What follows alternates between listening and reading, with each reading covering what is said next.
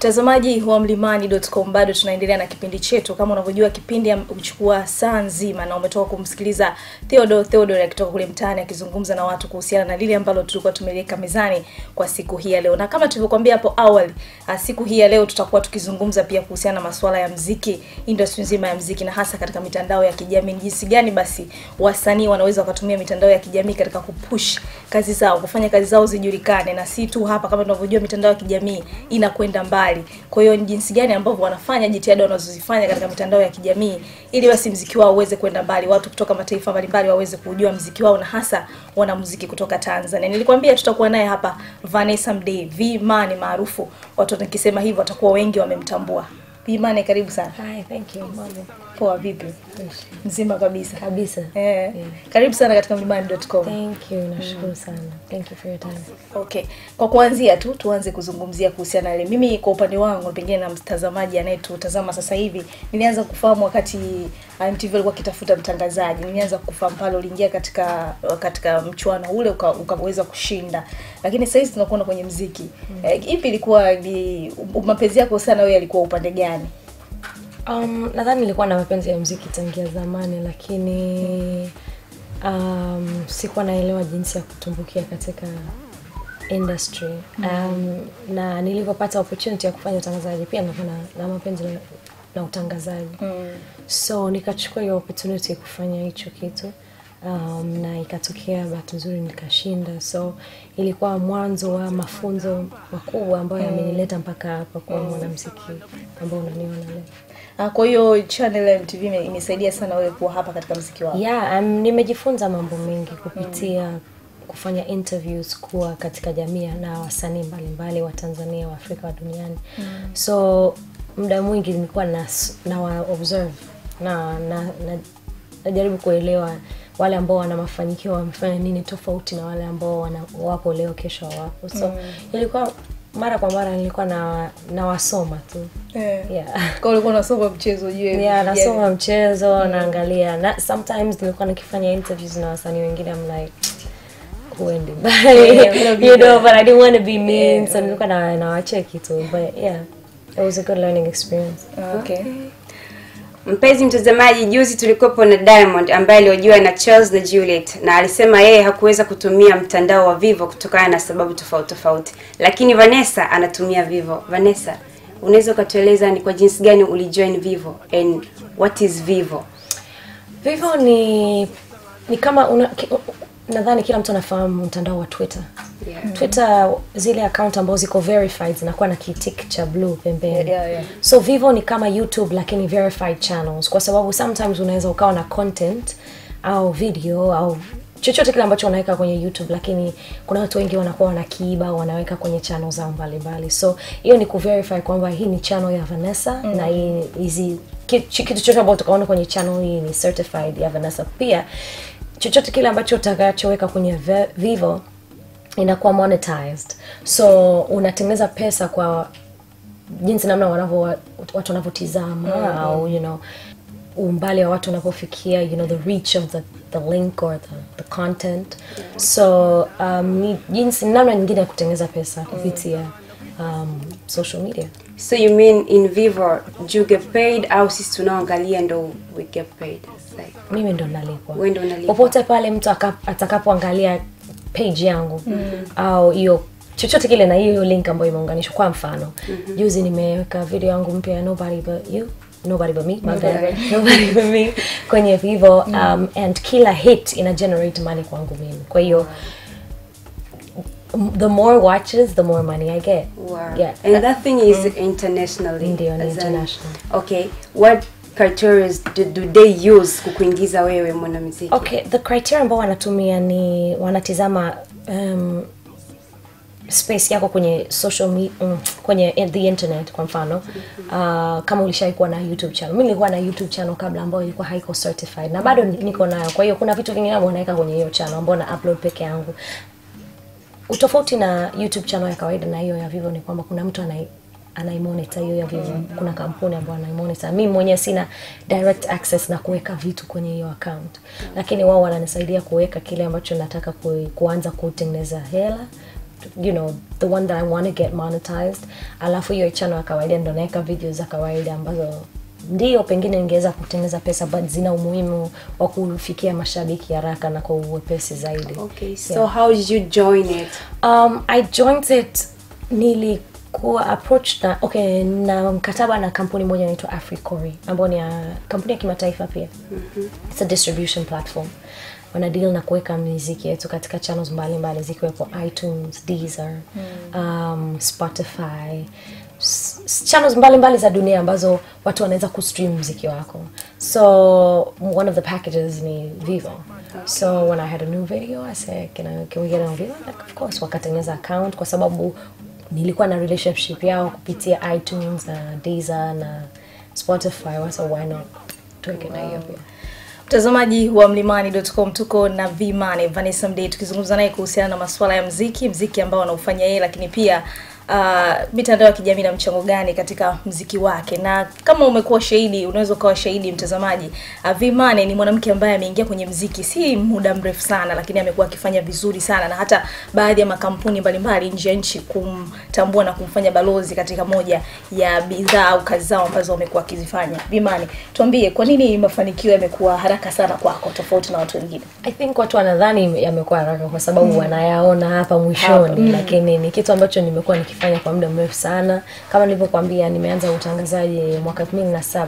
That means 8 years now. 8 years nimekuwa kwenye game, lakini pengine nilikuwa najipanga. So for example, nilikuwa najipanga kwenye upande wa social media, natengeneza fan base. Kwenye upande wa kujiboresha kama msanii, nilikuwa studio tangia 2003, I don't know, lakini kuanza kufanya muziki na kuachia, wimbo wangu wa kwanza umetoka tu hapa juzi nilipoanza kufanya kazi na AY na Omi na so kwa muda mrefu nilikuwa najipanga. Kwa hiyo nilitengeneza fan base ya social media, nikatengeneza uboreshaji wa kipaji changu kwa not only kukaa studio kwa muda mrefu kuandika na kuperform, but pia kutrain na voice coach.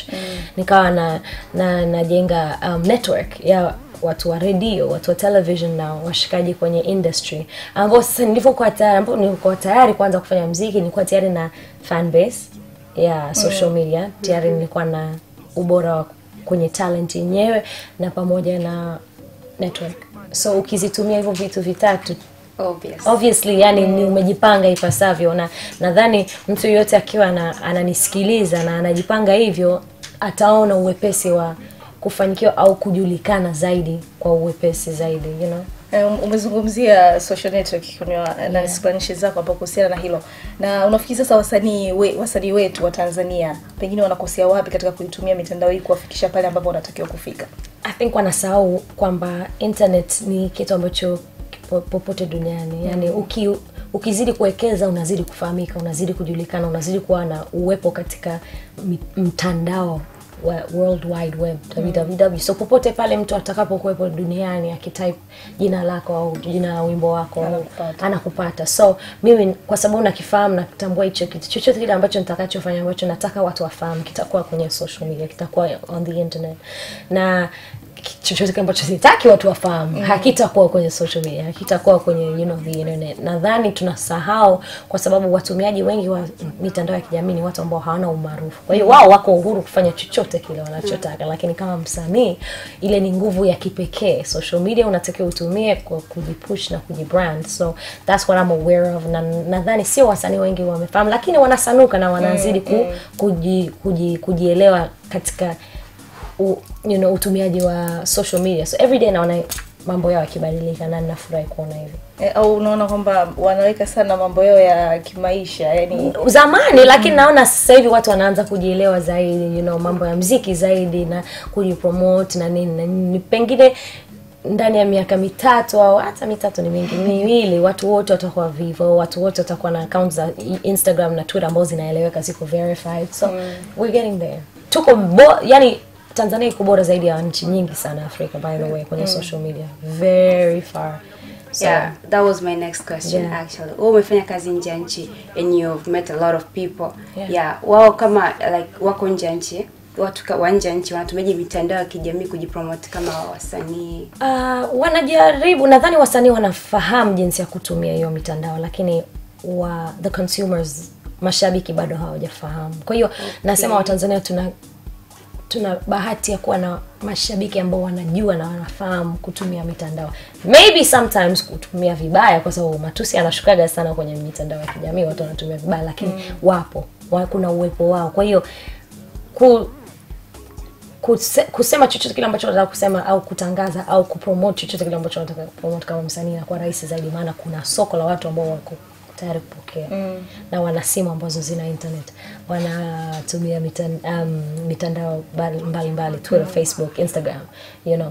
So yeah, we have an advantage kubwa sana. Unaposema kwamba consumer hawajui jinsi ya kutumia mitandao ama hawajui mitandao, unamaanisha nini? Anapo sijaelewa kidogo. Sijasema hawajui, bali nasema wanatumia vibaya. Na I always say chochote kile utakachoweka kwenye mitandao ya kijamii haitakayifutike maishani yako forever and ever. Anything you put on the internet itakuwepo milele. Na hata utakapoondoka duniani itabaki, you know. So I always say chochote kile utataka kuacha duniani, usikie, like, be careful about what you say on social media. Sure.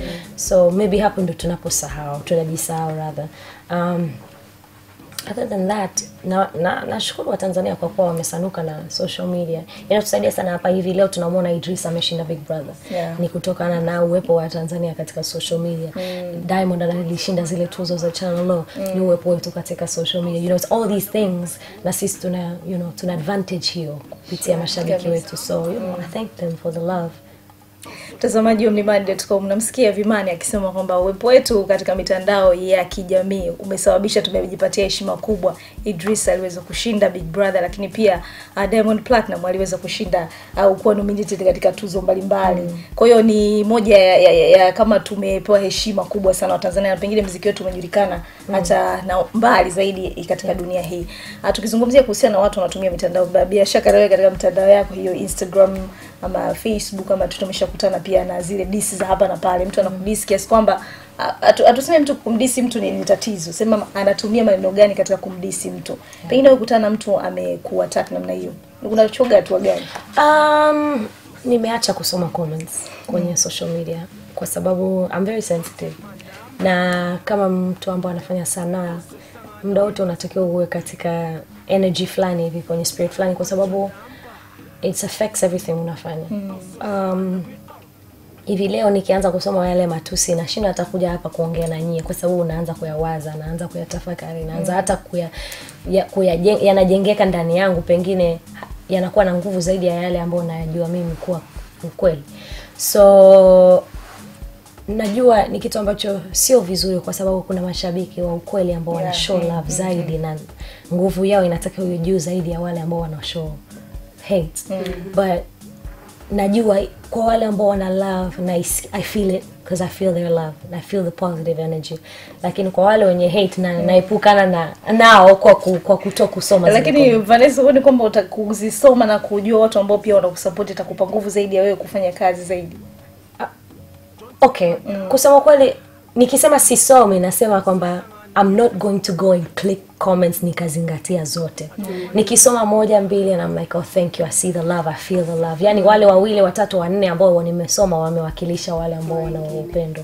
Nashukuru kwa kile, lakini kwa wale wanne kimoja kibaya kinaweza kikanikwaza zaidi. So I'm trying to learn, na mpaka nifikie hatua ya kwamba nitablock na sitajisikia vibaya kwa yale ambao wanasema.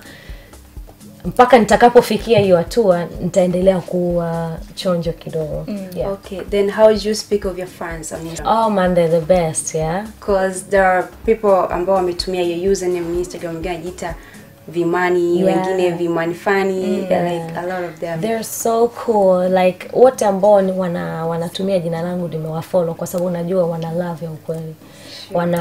Wanajitahidi kutangaza kazi yangu, na hata siwajui, sijawahi kuwalipa, sijawahi kuonana nao, I don't know them at all. So hiyo ni true love, and for me that's very special kwa sababu sijui, I don't know what they think of me or what they feel, lakini najisikia faraja sana kuona kwamba kuna watu wana support kazi yangu bila chochote kile, wananiamini and for that lazima nijiamini na mimi. So you know, I believe in them and I believe in their dreams, so naendelea ku encourage pia chochote kile wanachosema, and then on their birthdays na wa surprise pia. Wow. So I'm happy to have them in my life. Good. Mtazamaji, bado tuko na Vimani na tunamalizia mahojiano yetu hapa tukizungumzia kuhusiana na wimbo ambao umeutoa sasa hivi, Nobody But Me. Yeah. But you. Uko mshirikisha KO. Yeah. Why KO? One KO is an amazing rapper. Hivi jana tu ameshinda South African Music Awards kama 2-3 hivi. Oh. Yeah, Wow. for best collab kwa jina wimbo wake wa Karakara mwaka jana na Kidex pamoja na rap album of the year. So I'm very proud of him. He's a great rapper. Amekuwa kwenye game kwa almost 10 years. Nimemfahamu kwa zaidi ya miaka 5. Ni mtu ambaye yani nimemwona akiwa ana hustle na anafanya vitu vya ukweli. And the one thing ambayo nilikuwa napenda kwake ni kwamba ni mtu ambaye ana utu na ni mtulivu na anaelewa na anaheshima sana. Mimi kwenye kumwomba kufanya collab hakuuliza wewe ni msanii wa aina gani, una ukubwa gani, unataka kunilipa shilingi ngapi. He just said let's do it. You know what I mean? Wow. Ameniamini. Na hata kwenye kuja studio nakumbuka alikuwa ametoka kwa mfano kwenye show labda kuendesha from Moshi to Arusha na kurudi. Ameenda, amedrive, amefanya show akarudi, amechoka saa 8 za usiku. Bado akaja studio, akaingiza verse yake kwa sababu tulikuwepo kwa muda mfupi na aliheshimu kwamba tumetoka Tanzania kufanya hiyo kazi na kesho yake tulikuwa tunahitaji kuanza kujiandaa kwa video. Kwa hiyo aliniheshimu na kazi yangu. So I thought this is the perfect combination kwa mtu ambaye anataka kufanya kazi na mimi. Huwa siangaliagi ukubwa wa msanii au yapo ni msanii mkubwa sana. Siangaliagi ukubwa wa msanii au ana pesa ngapi au anaweza you know, mimi collaboration kwanza inabidi kwanza tuwe na uwezo wa kufanya kazi. Kuna watu wanaweza kukwaza tu kwa attitude zao. Yes. Yeah, so Na tukizungumzia hiyo kwenye uangalie msanii, pengine kuna watu ambao wanakuomba wewe wasanii wachanga kwamba uwasaidie katika kufanya kazi zao. Unaangalia vitu gani mtu mpaka kumsaidia kufanya, ikiwa pia kuna position kwenye msanii mchanga mimi kitu ambacho naangalia kwenye collaboration kama nilivyokuambia, siangalii pesa, siangalii chochote, naangalia mimi naweza kupata nini kutoka kwake. Hata kama sio fedha.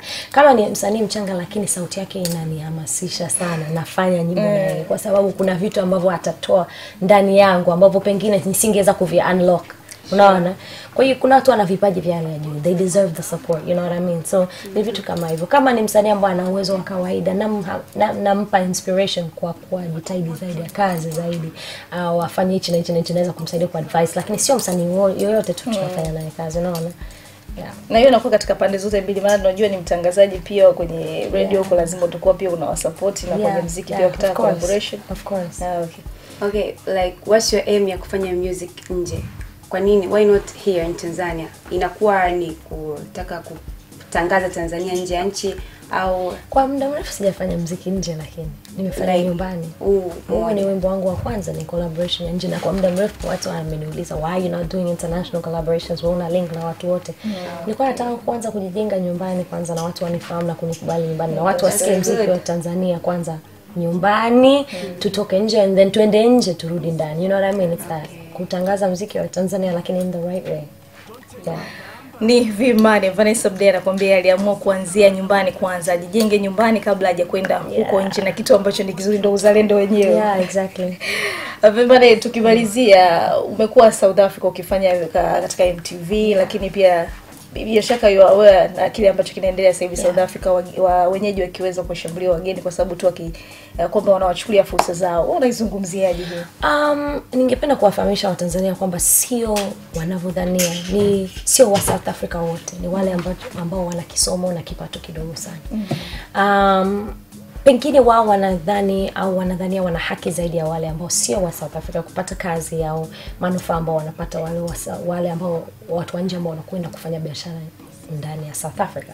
Na hiyo ni kosa kubwa kwa sababu kama wewe mwenyewe huamki na kufanya kazi, the government cannot feed you, you know what I mean?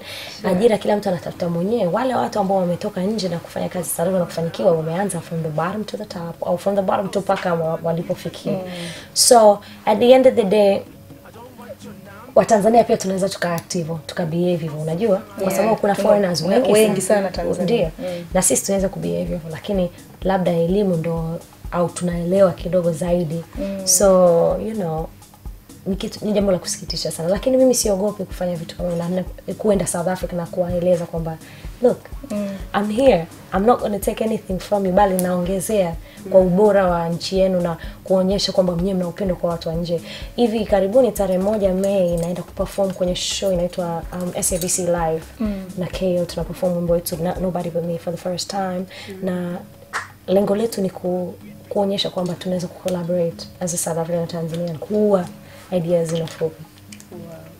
Yeah, so I'm excited about that. Na unyewe atakutana na ubaguzi wote pale? Sijawahi kusema kweli, siwezi nikaongea uongo nikasema kwamba nimekutana. No, si kogo katika maeneo ya kukutana na hali hiyo. Na sisemi kwamba sio kitu ambacho kinawezekana, lakini naendelea kumwomba Mwenyezi Mungu niepukane naye hayo mambo, lakini naombea wale wote, mafamilia zao, ndugu jamaa na marafiki ambao wamekuwa affected na hicho kitu. It's not a pleasant thing at all. Na ni aibu sana kwa South Africa na Afrika kwa ujumla, maana huko nje wanatutizama wanasema unaona? Yeah, sure. You see what I'm saying? Yeah. Okay, last question. Yeah, kuna this website ya Bongo 5. Niko nasoma and Jux was there like saying, Vanessa, you and him, you're in a relationship. Yeah. So what did you say about it? Like kwa upande wako sijakusikia. It's so funny, every time I say this, watu wanakuanga hawasikii. I'm like, Jux is my boyfriend. I've said it so many times. I've never heard that. Really? Yeah. Okay, good. Yeah. Okay. Kwa he is your man. Yes. Okay. Mtazamaji wa blimad.com, umeweza kusikia hapo amemalizia kusema kwamba ni kweli yale ambayo unasikia yeye na Jux ni wapenzi ama sivyo? Nataka nirudie mara ngapi? Thank you. Nakushukuru sana Vanessa kwa Nashukuru kufika siku ya leo. Karibu tena siku nyingine. Hongereni sana kwa kazi nzuri. Asante sana. Thank you. Mtazamaji wa blimad.com, ndivyo tunapomaliza mahojiano yetu haya na Vanessa Mdee, ili tuweze kumpisha yeye aweze kuendelea na shughuli zingine na sisi tuendelee kuwa na wewe hapa katika blimad.com. Bila shaka umejifunza mengi. Kama ni msanii pia umejifunza mengi kutoka kwake Vimani, akikwambia kwamba mitandao ya kijamii ndio imemsababisha yeye kufika hapa kwa namna moja ama nyingine. Alianzia huko kabla hajajulikana. Kwa hiyo usione kwamba ameibuka na kuwa maarufu ama kuwa na mafanikio hivi karibuni. Alianza siku nyingi tangu 2007. Kwa hiyo ndio hivyo. Mitandao ya kijamii pia ina nafasi yake ukiitumia vizuri kukufikisha pale ambako wewe umeweka malengo yako kufikia. Twende tukapate post.com. Tukirudi hapa tutaendelea na kipindi cha blimad.com.